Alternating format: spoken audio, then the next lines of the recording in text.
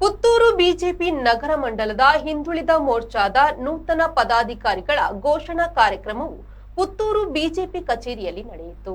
BJP ನಗರ ಮಂಡಲದ ಅಧ್ಯಕ್ಷ ಶಿವಕುಮಾರ್ ಅವರು ನೂತನ ಪದಾಧಿಕಾರಿಗಳನ್ನು ಘೋಷಣೆ ಮಾಡಿದ್ರು. ಮುಖ್ಯ ಅತಿಥಿಯಾಗಿ ಭಾಗವಹಿಸಿದ್ದ ಬಿಜೆಪಿ ಹಿಂದುಳಿದ ಮೋರ್ಚಾದ ರಾಜ್ಯ ಕಾರ್ಯದರ್ಶಿ ಆರ್.ಸಿ. ನಾರಾಯಣಪ್ಪ ಮಾತನಾಡಿ, ಬಿಜೆಪಿಯಲ್ಲಿ ಎಲ್ಲ ಮೋರ್ಚಾಗಳಿಗೆ ವಿಶೇಷವಾದ ಸಂಘಟನಾ ಕೆಲಸ ಕಾರ್ಯವಿದೆ. ಅದೇ ರೀತಿ ಹಿಂದುಳಿದ ಮೋರ್ಚಾ ರಾಜ್ಯ ಮತ್ತು ರಾಷ್ಟ್ರದಲ್ಲಿ ಬಿಜೆಪಿಯ ಮಾತೃ ಸಂಘಟನೆಗೆ ಶಕ್ತಿ ಕೊಡುವ ಕೆಲಸ ಮಾಡುತ್ತಾ ಬಂದಿದೆ. ಹಾಗಾಗಿ ಎಲ್ಲ ಮಂಡಳಗಳಲ್ಲಿ ಮೋರ್ಚಾಗಳನ್ನು ಜೋಡಿಸಿಕೊಂಡು ಸಂಘಟನೆಗೆ ಶಕ್ತಿ ಕೊಡುವ ಕೆಲಸ ಮಾಡಲಾಗಿದೆ ಎಂದರು. ಭಾರತೀಯ ಜನತಾ ಪಾರ್ಟಿಯಲ್ಲಿ ಎಲ್ಲ ಮೋರ್ಚಾಗಳಿಗೂ ವಿಶಿಷ್ಟವಾದಂಥ ಸಂಘಟನಾ ಕೆಲಸ ಕಾರ್ಯಗಳಿದೆ. ಹಾಗೆಯೇ ಹಿಂದುಳಿದ ವರ್ಗ ಮೋರ್ಚಾ ಇಡೀ ರಾಜ್ಯದಲ್ಲಿ ಮತ್ತು ರಾಷ್ಟ್ರದಲ್ಲಿ ಭಾರತೀಯ ಜನತಾ ಪಾರ್ಟಿಯ ಮಾತೃ ಸಂಘಟನೆಗೆ ಶಕ್ತಿ ಕೊಡುವಂಥ ಕೆಲಸ ಕಾರ್ಯವನ್ನು ಮಾಡಿಕೊಂಡು ಬಂದಿದೆ.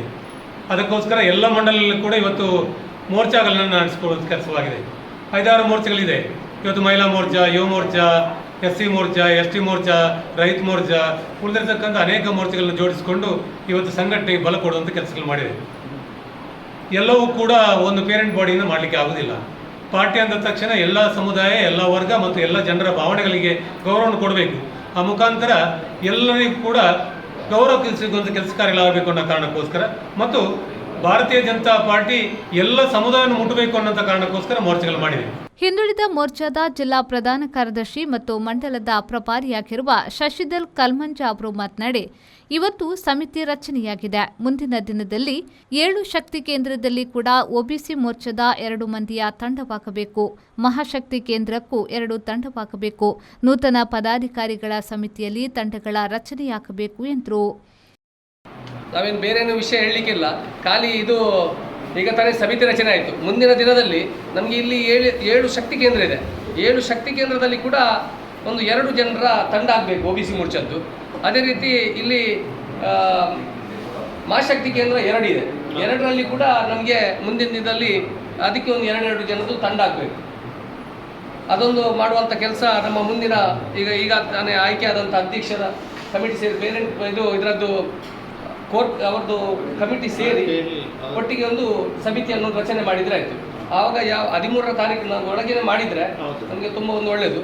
ಮತ್ತು ಬೇರೆ ಬೇರೆ ಜವಾಬ್ದಾರಿ ಇರ್ತದೆ. ನಮ್ಮ OBC ಮೋರ್ಚಾ ಪ್ರತಿ 15 ದಿನಕ್ಕೊಮ್ಮೆ ನಮ್ಮ ಪದಾಧಿಕಾರಿಗಳ ಸಭೆ ಸೇರಬೇಕು.